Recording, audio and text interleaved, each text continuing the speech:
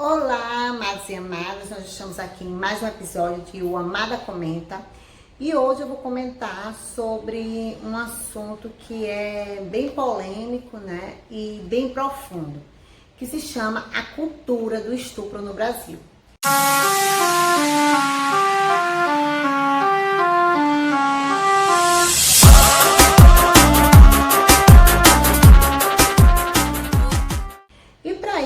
Eu vou trazer para vocês aqui, esse livro, que é da Ana Paula Araújo, jornalista, e o título do livro é Abuso, a cultura do estupro no Brasil.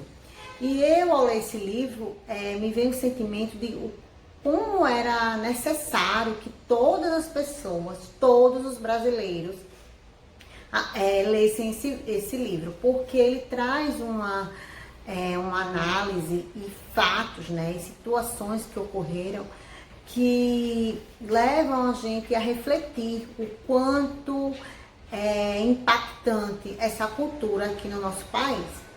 Então, como eu sei que nem todo mundo vai ler e tal, eu resolvi trazer alguns casos, né, que eu vi no livro e que me chamaram muita atenção e queria compartilhar com vocês. Então, o primeiro caso que eu estou trazendo é um caso real, aconteceu em São Paulo. Apenas a autora mudou o nome das pessoas envolvidas, né, para preservar a identidade, mas foi um caso real. E o primeiro caso que eu quero trazer para vocês é o caso da Fernanda. Fernanda é uma adolescente normal, esse caso se passou em 2004. E Fernanda estava saindo de casa de bicicleta, uma adolescente como outra qualquer, e saiu da sua casa na sua bicicleta e tudo, e ao se distanciar um pouco, apareceu um homem, e o homem começou a ameaçá-la. Eles também estavam de bicicleta, ela achou meio estranho, então ele começou a ameaçá-la, né, a forçá-la a ir por um caminho assim que não tinha ninguém, tudo. Terminou forçando ela a entrar dentro de uma casa, né? Uma casa que aparentemente estava abandonada, que ninguém morava lá. E quando chegou lá, ele a violentou, a estuprou e no momento, Fernanda não sabia nem o que pensar, ela só ficava pedindo a Deus para aquilo acabar logo e ela estava com muito medo dele matá-la, porque tinha umas barras de ferro próximo, assim, onde ele estava estuprando.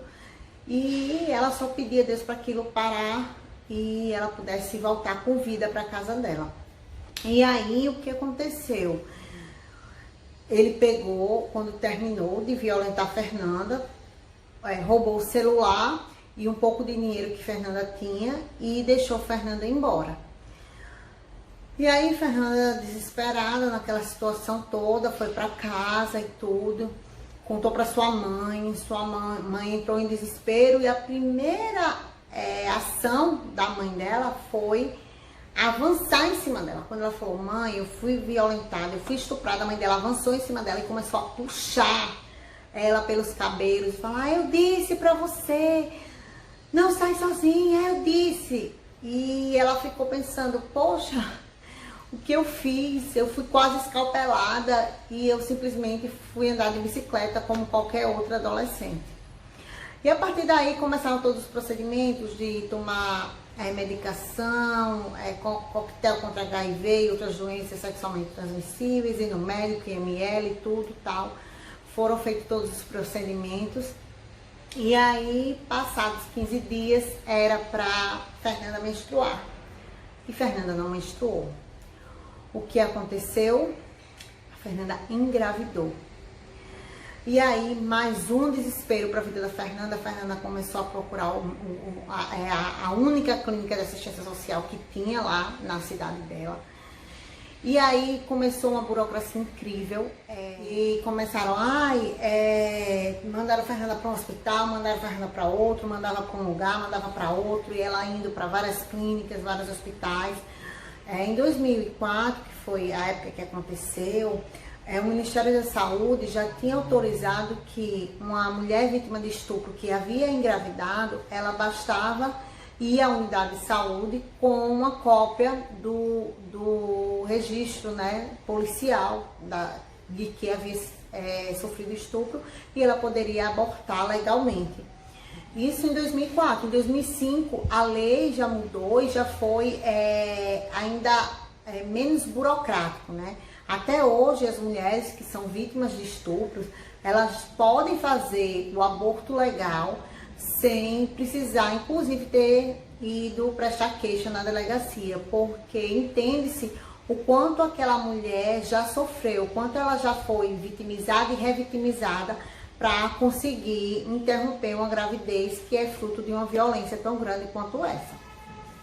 E, enfim, a Fernanda, junto com a mãe dela, com o namorado, começaram a ir em várias clínicas, em vários hospitais. E, enquanto isso, a barriga da Fernanda ia crescendo e ela estava vendo aquele bebê se desenvolver, né, o fruto daquela violência, e ela começou a se desesperar. E foram em vários hospitais até que eles conseguiram em um hospital e finalmente interromperam aquela gestação.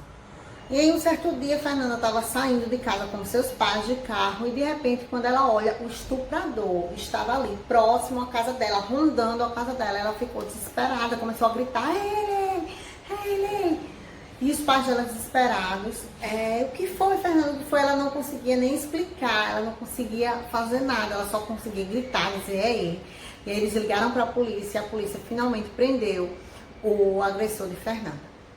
Então, passou o tempo, chegou o julgamento de Fernanda. E é algo surreal o que aconteceu no julgamento. Primeiro, em dizer que a juíza era uma mulher. E aí, durante o julgamento, né, foram feitas inúmeras perguntas para Fernanda, e parecia que a ré era a Fernanda que estava sendo julgada. E depois do julgamento, a juíza chegou ao veredito. E o veredito foi considerar o autor culpado pelo roubo, que roubou o celular e o dinheiro de Fernanda, e considerar o autor inocente pelo estupro. Dá para acreditar nisso? Porque ele alegou que foi consensual. Gente, vocês conseguem acreditar nisso? Vocês conseguem acreditar que a juíza, ela preferiu acreditar na palavra do estuprador, dizendo que tinha sido uma relação sexual consensual, e ele apenas tinha roubado ela e inocentou ele dessa acusação. Agora me diga como é que pode alguém ser assaltada, o assaltante chega lá: "Me dê o seu dinheiro, me dê o seu celular", e depois dizer: "Ah, vamos transar", e ela: "Ah, vamos". E, gente, existe isso? Assim, eu fiquei completamente chocada. E aí, passou a sentença, né? Fernanda ficou extremamente revoltada. A juíza que condenou o autor por roubo e o inocentou pelo estupro, mesmo com todas as provas, né, continue seguindo, e Fernanda ficou completamente destruída, né, obviamente. E com o tempo, a Fernanda não conseguia mais ter mais raiva do agressor dela do que da juíza, porque o agressor é o agressor, mas aquela pessoa que está ali com o papel de minimizar os danos ocorridos na sua vida, aquela pessoa fazer o que a juíza fez foi algo inimaginável. Mas Fernanda recorreu e chegou à segunda instância, e na segunda instância foi anulada aquele veredito, aquela sentença, e finalmente o estuprador de Fernanda foi condenado pelo estupro, pelo roubo, né, e foi para a cadeia. A autora do livro, Ana Paula Araújo, ela procurou a juíza para perguntar, para falar com a juíza. Eu precisava falar com essa juíza. E aí foi que as coisas ficaram mais chocantes. A juíza alegou que a Fernanda, quando foi falar do acontecimento, ela falou de uma forma muito linear, muito calma, muito tranquila, né? Ela falou também que ela já tinha relações com o namorado dela e que ela poderia ter engravidado do namorado, e porque ela não queria engravidar, ela aceitou transar com o ladrão para poder abortar legalmente o filho do namorado, porque ela não sabia se o filho era do namorado ou do ladrão. E, gente, como é que a pessoa tem capacidade de ter essa imaginação, sabe? De despedaçar o coração de cada um. E nisso a Ana Paula chegou a perguntar, então parecia até que quem estava sendo julgada, quem estava sendo analisada era a Fernanda. Então, assim, essa é a cara da justiça, essa é a cara do nosso país, essa é a cultura do estupro que impera no Brasil. Então, amados e amadas, esse é mais um Amada Comenta, e hoje nós comentamos aqui sobre um caso que foi relatado nesse livro, que é importantíssimo, né, que todos os brasileiros leiam e reflitam sobre essa cultura do estupro no Brasil. E se você gostou do vídeo, deixa aí seu like, compartilha, comenta, e nos próximos nós vamos trazer outras situações, outros casos que comprovam o quanto é forte e danosa essa cultura aqui do nosso país, tá bom? Obrigada, deixe seu like, se inscreve no canal quem não se inscreveu e acompanha a gente. Beijo!